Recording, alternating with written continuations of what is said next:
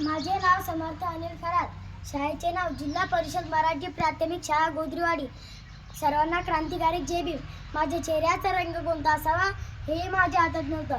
मी कोणाच्या पोटी जन्म घ्यावा हे माझ्या हातात नव्हतं. हाताच्या रेषावर नव्हे, हाताच्या रेषावर नव्हे तर मनगटाच्या मागे असणाऱ्या पेदार मनगटात तुमचं भविष्य सामावलेलं असतं. आज संदेश द्यायला मी व्यासपीठावर उभा आहे. सन्माननीय व्यासपीठ प्रमुख अतिथी, उपस्थित मान्यवर, अध्यक्ष महोदय, अधिकारी, पदाधिकारी, देशासाठी अहोरात्र लढणारे वीर जवान, यांच्या कुटुंबातील बंधू भगिनी, हिंदवी स्वराज्याचे जनक छत्रपती शिवाजी महाराज, स्त्रीमुक्तीचे दालनखोरे करणारे, शिवजयंतीचे जनक, क्रांतीसूर्य महात्मा ज्योतिबा फुले, ज्या माऊलीमुळे इथे आज मोठ्या प्रमाणात माझ्या आई बहिणी बसू शकत आहेत.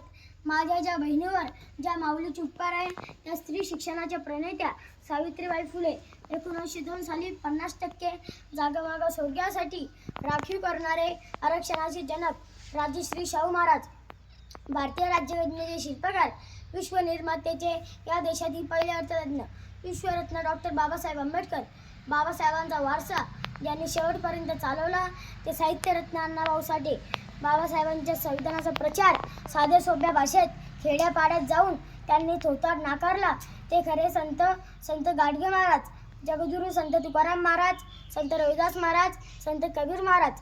14 एप्रिल 1927 साली बाबासाहेब जिवंत असताना त्यांच्या जयंतीची पहिली मिरवणूक या देशामध्ये काढली ते बाबासाहेब आंबेडकर सार्वजनिक जयंतीचे प्रथम जनक जवाहरलाल सदाशिव रणपिसे यांना सुद्धा या निमित्ताने अभिवादन.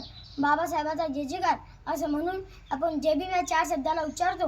जय भीम या 4 शब्दाला ज्यांनी पहिल्यांदा उच्चारले ते बाबू हरिदास यांना सुद्धा या निमित्ताने अभिवादन. जयंती साजरी करणे म्हणजे काय असते? नाच गाणे केले पाहिजे का? तर मला असे वाटते की बाबासाहेब ते नाचण्याचा विषय नाही, गीतातून प्रगट होतात, साहित्यातून प्रगट झालेले आहेत. बाबासाहेबांचे वेगळेपण काय एका वाक्यात सांगतो. हजारो वर्षे त्यांनी शस्त्र भरले आणि इथला कोपरा सुद्धा हल्ला नाही. हजारो वर्षे त्यांनी शस्त्र भरले आणि इथला कोपरा सुद्धा हल्ला नाही. बाबा तुम्ही फक्त पेन उचलला आणि या देशाचा इतिहास बदलला. बाबासाहेब आंबेडकर हे भारतीय राज्यघटनेचे शिल्पकार आहेत. त्यांचा जन्म 14 एप्रिल 1891 रोजी मऊ या गावी झाला. त्यांच्या वडिलांचे नाव रामजी सपकाळ, आईचे नाव भीमाबाई असे होते. बाबासाहेब आंबेडकर त्यांनी चौदार सत्याग्रह, काळाराम मंदिर प्रवेश, पुणे करार, हिंदू कोडविल अशी अनेक सामाजिक कार्य केले. शिक्षण घेत असताना त्यांना खूप अडचणीचा सामना करावा लागला. वर्गाबाहेर बसून शिकावं लागलं, पण तरीही त्यांनी शिक्षण सोडले नाही. त्यांना शिक्षणाची भूक एवढी प्रचंड होती की त्यांनी प्रदेशात जाऊन शिक्षण घेतले व आपल्या ज्ञानाचा ठसा परदेशी विद्यापीठावर उमटवला. ज्या विद्यार्थ्याला वर्गाबाहेर बसून शिकावं लागलं त्याच विद्यार्थ्याचा सातारा शाळेत प्रवेश दिवस आज महाराष्ट्र सरकारने विद्यार्थी दिवस म्हणून साजरा केला जातो. 7 नोव्हेंबरला शिक्षण पार पडल्यावर बाबासाहेब आंबेडकर बडोदा संस्थान आहे, सयाजीराव गायकवाड यांच्या इथे स्कॉलरशिप जाहीर झाली. स्कॉलरशिप जाहीर झाल्यानंतर 1913 आणि 1916 मध्ये बाबासाहेबांचे शिक्षण पार पडले. अमेरिकेमधून कोलंबिया युनिव्हर्सिटीमधून शिक्षण घेऊन आल्यानंतर ठरलं होतं की बडोदा संस्थानामध्ये नोकरी करायची आहे, कारण तुमच्या ज्ञानाचा उपयोग आमच्या संस्थानाला झाला पाहिजे. बाबासाहेब आंबेडकर नोकरी करत असताना त्यांना बँकिंग अर्थ विषय त्या बडोदा संस्थानात देण्यात आला. तो विषय सांभाळत असताना त्या काळी प्रत्येक कॅबिनमध्ये माजूर व्यवस्था होती. त्या व्यवस्थेचे लोक पाणी घेऊन जायचे, त्या व्यवस्थेला चहा घेऊन जायचे. मात्र 2.5 वर्षामध्ये बाबासाहेबांच्या कॅबिनमध्ये ना चहा गेला ना पाणी गेले. प्रत्येक माजूर व्यवस्थेला डायलॉग होता, आम्ही जातीने मोठे आहेत, आम्ही धर्माने मोठे आहेत, या महाराजच्या पोराला पाणी का द्यावं? अरे आपल्या बाबासाहेबांनी काय केलंय? आपल्याच जातीस पोरगं कलेक्टर, SP, PSI, तहसीलदार केलं आणि त्याच माजूर व्यवस्थेचे लोक पाणी द्यायला आपल्या हाताखाली आहेत. ही व्यवस्था आपल्या बापान बदलली आहे. ते बदलण्यासाठी हत्यार एकच आहे, द नेम ऑफ एज्युकेशन. म्हणून शिक्षण लय महत्त्वाचं आहे.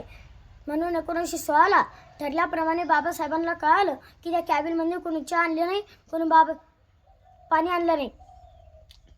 पहिला चटका बाबासाहेबांना तिथे पोहोचला. बाबासाहेब आर्थिकतेने गरीब नव्हते. बाबासाहेबांचे वडील म्हणजे आपल्या बापाचा बाप इंग्रजी लोकांना शिकवायला होता. त्याचा बापच एवढा हुशार, पण पोरगं किती हुशार. इथे जराशा 2-3 डिग्र्या मिळाल्या की मोठ्या मोठ्या गप्पा आणतो. तिकडे त्याचा काहीच कार्यक्रम नव्हता, म्हणून तिकडे जातीय चटका बसला. बाबासाहेब आंबेडकर वर्स कॉलेजमध्ये बँकिंग विषय शिकवायला गेले, त्याही ठिकाणी जात आढळली.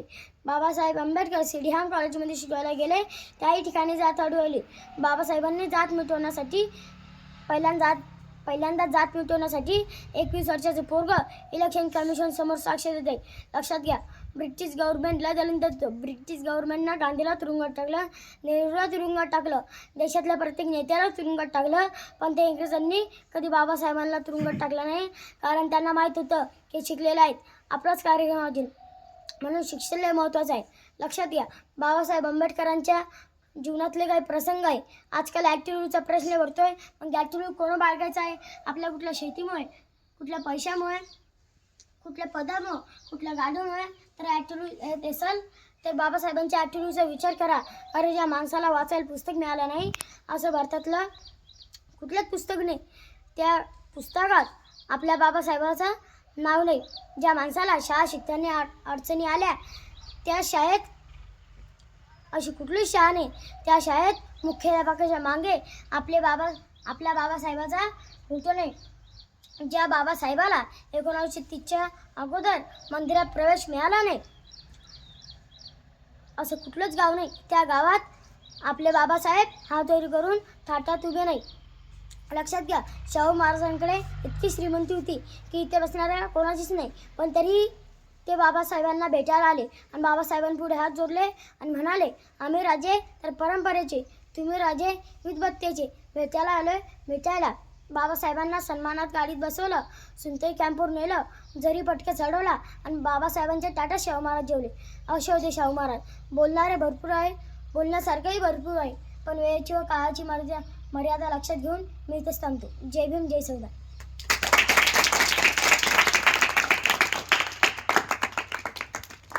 सगळेजण म्हणा जय